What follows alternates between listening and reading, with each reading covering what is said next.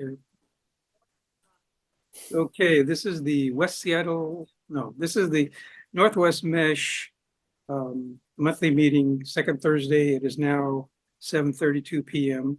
And President are Nick, KK7LZM, John, KI7YRA, and Tom, N7OEP. And this will be a brief overview of what's happening on the mesh, on the AREDN mesh. So Nick, would you like to give us a little report? Sure. Yeah. I mean, I guess the biggest thing is that Tom and Frank and Doug Kingston and I have all been working on Providence Mount St. Vincent, and I've got a little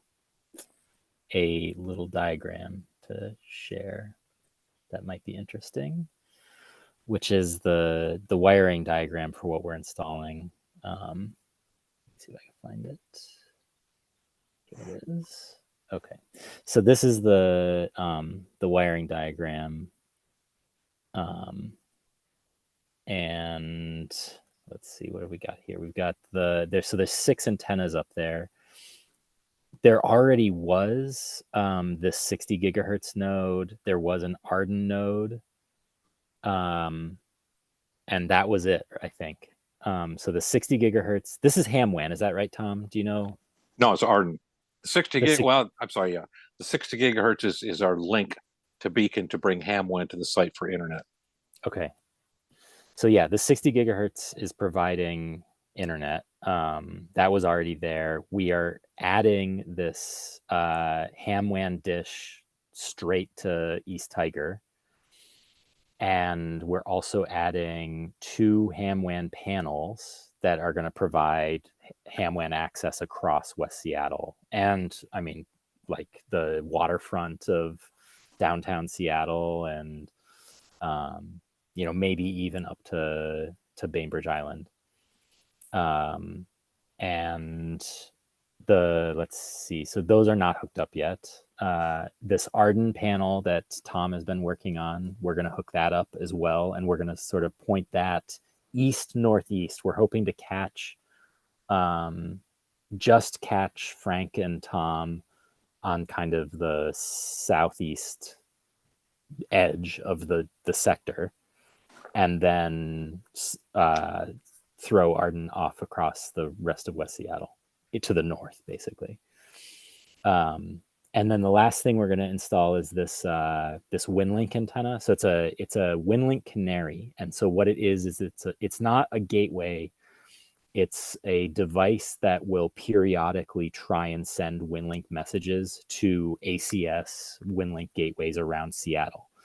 And this is basically a monitoring tool. So it can try and, wakes up every however often it wakes up, tries to send a WinLink message using each of those gateways, and it can report back and say this gateway isn't working or that gateway isn't working or whatever. And that's also not set up. So the only thing that's set up right now is the 60 gigahertz dish to Beacon and the dish to East Tiger. And so the legacy mesh. And the legacy mesh is still there, true. That's correct. Yes, right. We didn't pull that down yet, but we're going to replace that with this other sector that Tom put together. So higher gain, higher up the tower. Yeah. Modern firmware. So it should be great. We've got it. I think we've got it all figured out. We've already done the necessary work to figure out how we're going to run wires, and we've already pulled the hardest of the wires to pull. So all that's left really is adding the AREDN panel and connecting these 3 antennas on the tower, and then adding this WinLink antenna. But that shouldn't be too hard. I don't think we might not even need climbing gear to do that, but we definitely do need climbing gear to do these 3 the panel antennas. So yeah, and I guess Doug, Tom, you said, was it you that told me that Doug's on vacation? He went camping this week. Yeah, just down what's Middle Sylvania State Park, which is down, I think, Centralia area. Right. So he's not far away, but Yeah. I sent him a couple emails and I haven't heard anything back from him, so he must still be.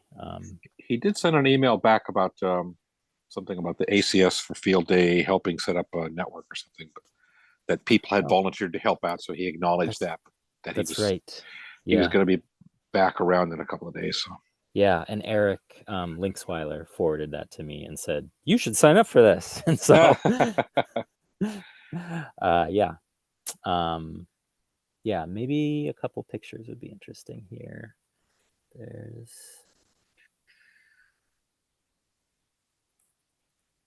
Yeah, so here's this is the tower. Oops. Yeah. All right. So these the purple things are the ham WAN.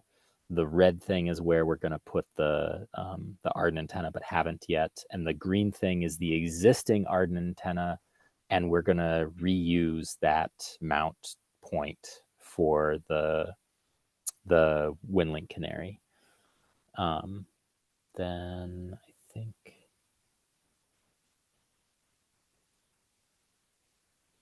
Let's see. Let's see if I can find a good picture of the dishes. Yeah, they're the dishes. So these are the two dishes. This is the 60 gigahertz is on top, and the 5 gigahertz is below that. Yeah, it's, And that mount was already existent. It was abandoned by a previous tenant. They left the mount, they left the box and the conduit run, which made it a lot easier for us to go up there and put our stuff up and just pull cable through the existing conduit run. It was awesome. Yes, yeah, you can exactly. see it there with the cinder blocks on it there. Yep. So those things, the mounts alone are about $150, and then another $100 for the rubber mat that goes underneath them. Wow. And then what, $20 for all the cinder blocks. So plus the labor of getting them up on the roof. So yeah, that was beneficial to have that abandoned in place for us. Yeah. So yeah, that was. So my thoughts. I think we can put the AREDN panel up right up, alongside that that UHF antenna that's up there, because that's their in-house radio, so they don't need to go out to the horizon. I think we can put it just. You think we can put that? I think so. As long as we're on, if we mount it to offset enough to be the left in this picture to get enough spacing, because I mean, you see how close it is to the tower. So, right. That's not going to affect it any, because it's more than a quarter wavelength away from the tower. It's probably about a wavelength and a half away. So putting a panel antenna there is not going to bother it any. So you think that we could put, instead of down here, put it up sort of in line with that below the ham WAN. Yeah, why not? Yeah. You should definitely express that opinion, because Doug seemed to think that we could not put it there. In fact, I had originally, when I made this image, I put it there, and Doug was like, "Oh, we can't put it there. It's got to go lower." So, I think we'll be fine there. Yeah. So yeah, it'd be great to have you come along to help with the next one. Otherwise, I definitely want to be there. Yeah, so great. How difficult is it to, if it is a problem, how difficult is it to relocate it? I mean, it's just easy. So if there is interference, it would be easy to. Yep, just a couple of U-bolts and slide it down. Yeah. And the fact that you're going down, you won't need to extend the cable. You just have a little extra service loop at the bottom. You don't have to use a cable stretcher. Right. But as you can see the view there, you see the south end of the Olympics there. You can see Vashon Island, and yeah, it's a great site. Good view. Yeah, it is. So that's looking northwesterly. So this is sort of north. Yeah. And this is west. And that panel antenna, I think, is 120 degrees. So it's going to pick up Ken and Kurt and Eric, right, and anybody else up on the bluff up there, the northern part there of West Seattle, as well as all the way to the east through downtown, through the waterfront, Beacon Hill, and to the southeast where Frank and I live. So what's this? What are these two little white ones and a bigger one below? What's that? Those belong to commercial folks. So those are point-to-point microwave. There's a couple of microwave dishes there that feed radio stations over on Vashon Island. And those could be signals coming into this point from, I don't know, studios downtown or up north. So do they pay Mount St. Vincent to do those mounts? Yes, you see right there that he's highlighting there. I believe that's the one that feeds KJR AM over on Vashon Island. It's interesting that they're sitting pretty low on the. Yeah, they just need to get, over the hill, over the tops of the buildings there, and that's a pretty high. They're over the trees or between the trees. Yeah, it's not a problem. That one's on 960 megahertz, so, and they're probably running 5 to 10 watts. So they got plenty of signal. They can blast through the trees. Oh yeah, that's probably a 15, 20 dB gain antenna. So their ERP is a couple of 100 watts in that direction. Mm-hmm. That's the nice thing about commercial, isn't it? Yeah. You can burn a hole through the canopy. Yep. You just crank up the power. Great. Yeah.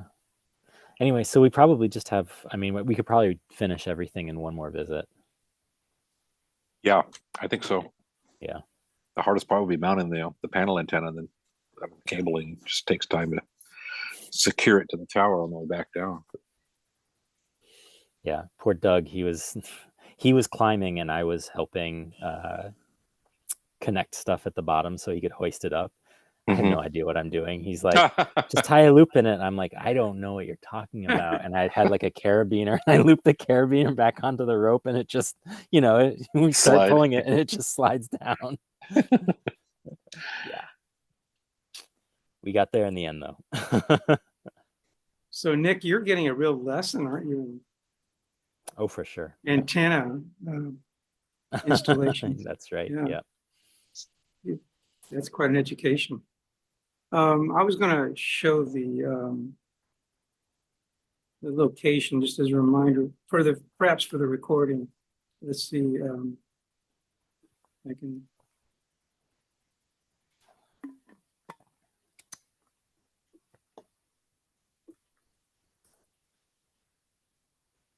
Oh, the location of Providence, Mount St. Vincent.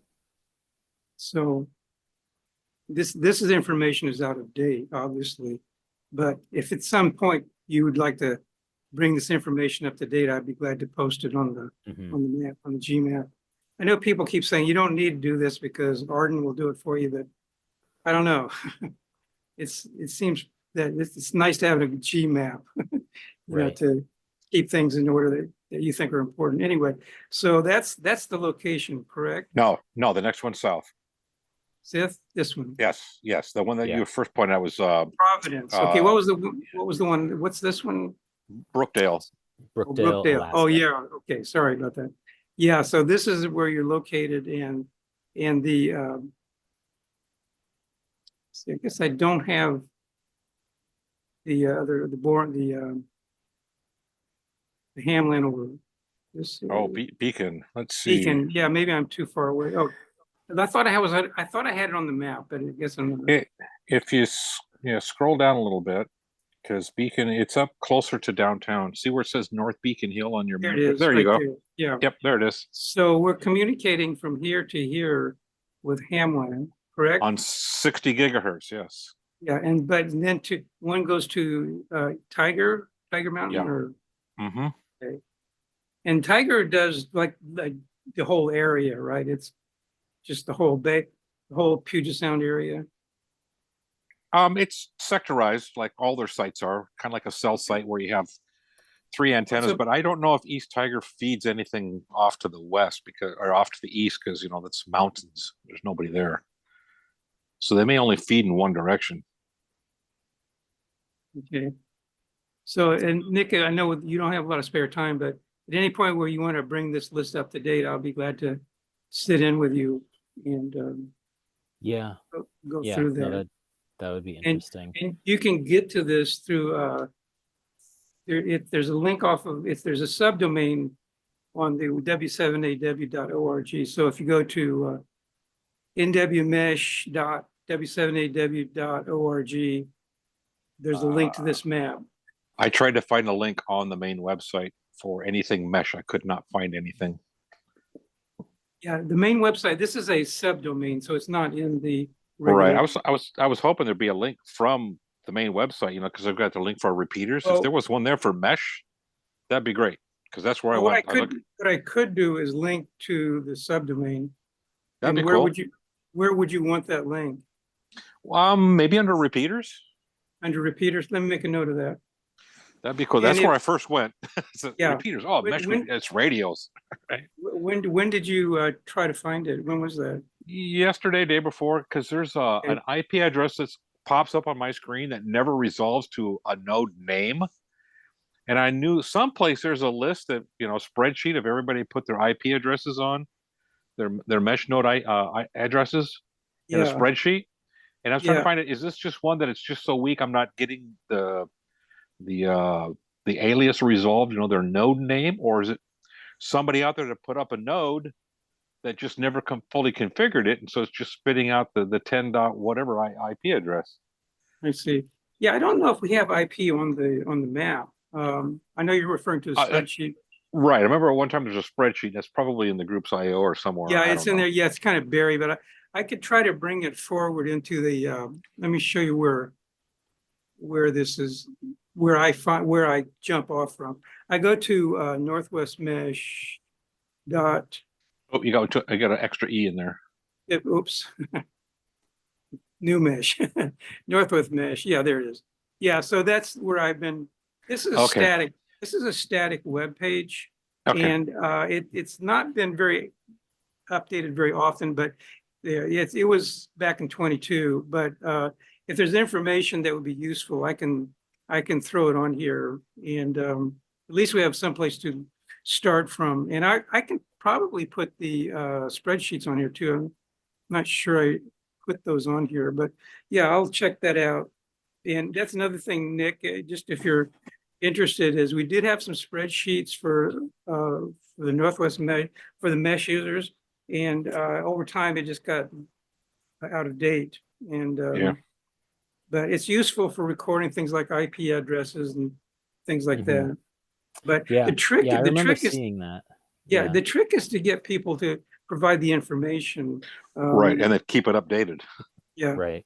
I think that's why I got told that I don't need that because Arden will do it. But Well, yeah, Arden will put it on. If people check the right boxes in their nodes and put in the coordinates, yeah, then it'll show up on the map. But if they don't, it won't show up. would Arden to give Right. you IP addresses too? I don't know. You can get them if you go to the node and click on it. You can see its IP address, Oh, I but see. Okay. because it gets on their main mesh status pages, it gives their IP address. I think it even gives their LAN address if you wanted that information.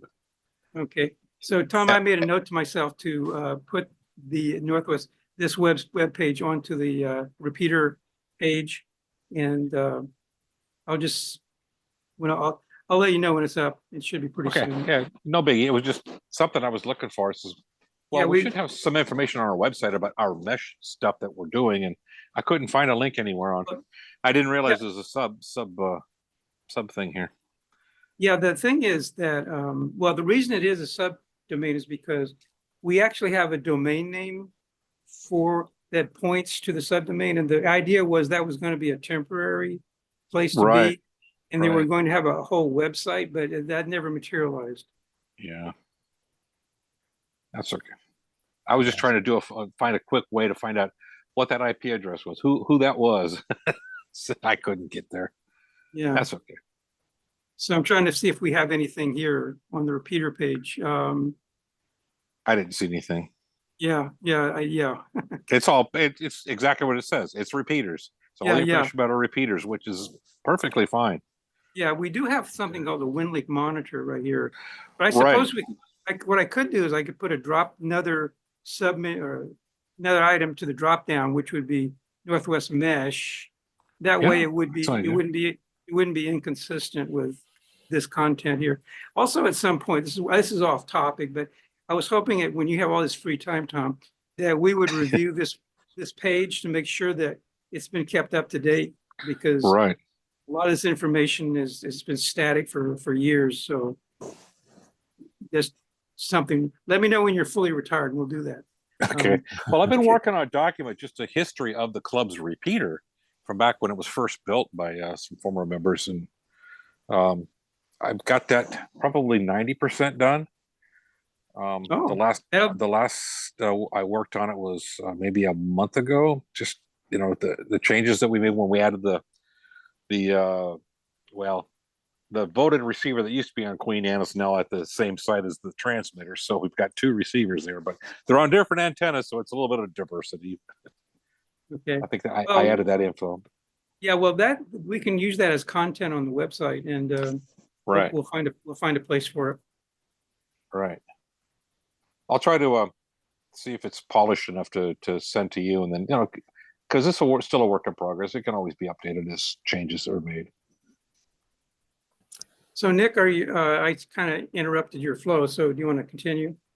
That was all I had to say about that site. I do want to sort of bring up a related topic, which is so the club gives $240 a year to Hamwan, and at the board meeting last night, there was some question about that and like, why are we doing it? What do we get out of it? Or how can we make the most of that donation? Or I can don't answer know that. what.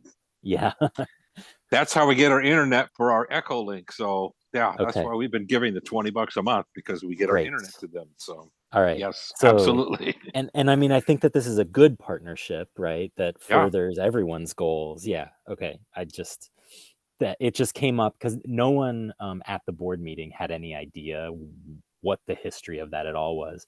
And Alan brought up to me that it's very inconvenient for Hamwan to receive an annual donation, and it would be much more convenient if they received a monthly donation or something like that. I don't know. But you can imagine that then that created a whole other conversation of like, well, why are we Sure. even doing this? And so I just, yeah, I got assigned the research task to figure out what is it all about. And It's about our internet connection. So great. That is super helpful. Thank you, Tom, for providing such a clear answer to the question. Nick, there was another point too, was that there is a website for this, right? The Seattle area For for Hamwan? Ham, Yeah. and that we're not mentioned. And the question was, do we want to be mentioned on the website? Yeah, and actually, I sent an email to Rob Salzgiver, sort of asking him, hey, I know we sort of have been a partner of some sort for a long time. How can we make the most of that? Could we both be listing each other on our own websites? Are there other opportunities for us to be like more actively participating and involving more club members? Et cetera, et cetera, et cetera. And he sent me back a really thoughtful note. It was like, hey, thanks for reaching out. I don't have time to fully answer your question right now, but I'm very interested in having a deeper conversation with the West Seattle Amateur Radio Club. And so, well, the fact that our club sort of facilitated getting them into Mount St. Vincent, right, yes, I think right. is a big plus on our side of the ledger. Yeah. Right, exactly, right. So I mean, I think that there's a lot of, it's interesting. There's a little bit of skepticism, but that might be a vehicle for having a deeper, more productive relationship there. So anyway, I think this is good news, what Rob's response was. And I think, Tom, your point about this is our entire internet link for Echolink, but it's also is a path to provide internet over AREDN, which might be really interesting, right? Because there's a lot of people that are going to put up an AREDN node that would never put up a Hamwan node. Correct. And so we're giving the internet connection into the node there at the West Seattle Tower. So so I'm going to pass your information on to the whole board. Just sorry, I missed that meeting last night. That's fine. Yeah. You were sick. And, it's it hadn't hit yet, but there's still a question as to whether the license trustee is an official board member or not. Ron, when he was president, said that he made it a board position, Oh yeah. but others have said, well, it's not in the bylaws. So I said, well, no. Then you have to amend the bylaws because when he was president, he made it a board position. I don't know. I don't care. Yeah. I'm just Okay. I'm going with the flow. All right. Well, anyways, I'll Just I'll a type this happy- stuff up. Yeah. Just a happy little electron going with the flow. Great. All right, but that was everything that I wanted to. Tom, did you have anything you wanted to report? If things work out, I will have a mesh node up at my office tomorrow, and it can see beacon. I mean, I almost throw a rock and hit beacon. I mean, it's so clearly right up on the hill above our shop. So I'll have that installed tomorrow, and then hopefully get my one working node here updated. It can't really see much of anything until I get the other node, which can see Mount St. Vincent, back on. Which, like I say, I got the mechanics done today. I just got to run the Cat5 cable and get it plugged in. So I'll have my both nodes back talking, and then hopefully be back on mesh chat again too. So. Very good. Well, Baby I don't steps, have, but going in the right direction. yeah, keep moving along. I don't have anything to report. I still have a dead node here. I haven't connected to anything yet, so I'll pass on the reports. Another thing I wanted to mention was I was talking with another West Seattle club member today, and actually had the little TP link in my car. Says, "Hey, this is what these little nodes look like. We need to stick one up on your tower." I says, "It would help people over on your side of the hill." I'm talking about Danny K7SS, and he said, "That's it, just that?" I go, "Yeah, this goes on your tower, and then you just have a Cat5 Ethernet cable comes down into the house. Here's the little power supply. It's this big. It plugs into the wall." And he says, "Well, do I need to hook a radio to it?" I said, "No, the radio's in this little box. It's all right here. You just plug this into the wall and plug the Ethernet cable in. And if you want to plug a computer into it, you can get on there and chat with us, but you don't have to be part of the network." He goes, "Well, I can't climb." I said, "We got climbers. No problem there. We got climbers. So if you're agreeable to it, we'll get a node put up on your tower." And he sounds amicable and amenable to the idea of getting a node on his tower. So I says, "And from your location, just point it due east. That way it'll cover people to the southeast and the northeast of you, and it'll kind of give a fill in between some of the people that can't quite reach each other." So Right. I think we're got another positive encouragement there. We're getting another node over in that area. So Well, that's great. yeah. Yeah. I guess the other thing is I still want to do this experiment of trying to put two nodes back to back, pointed north and south, up and down California Avenue, to see if we can cover California Avenue with just two nodes for supporting the Grand Parade, West Seattle Grand Parade. That's something I know Jim is interested in. So it's on my to-do list to just haul out two nodes to do that. Okay, I have how that is. I have that belong to the club here, at least one, I think two, rockets that have the dual ports, one for vertical and for horizontal. Well, you can put that to a north and to a south antenna. That would be even better. Yeah. One node, two antennas, and I've got two little panel antennas that are like this big. So they're not a lot of gain, but you can put them back to back on a little mast with that little rocket underneath them and feed them. I was going to do this with a couple of barbecue grill antennas, to be honest with you. One pointed at Myrtle Tower and one pointed over at Mount St. Vincent in my backyard. So I could see both with one radio. Yeah. And I just haven't done that yet. So if you want, we can get together and work on that. Yeah, that'd be great for sure. That'd Okay. be a lot of fun. Yeah. All right. Well, cool. All right. Great. Well, I think we did a pretty good job here. It's 8 o'clock or 8:01, and I think we covered, not bad for three guys. Covered some ground. Okie doke. Yep. Okay. So any final thoughts here? Any parting thoughts before I turn off the recorder? Nope, I don't think so. I think we're good. Okay. Okay, this is the Northwest Mesh meeting, and it is now 8:02 p.m. and we're going to turn off the recorder, and it will be up on the YouTube, and I'll have a link off of the website. Also, I'll send out a link when it's ready. Okay, here we go.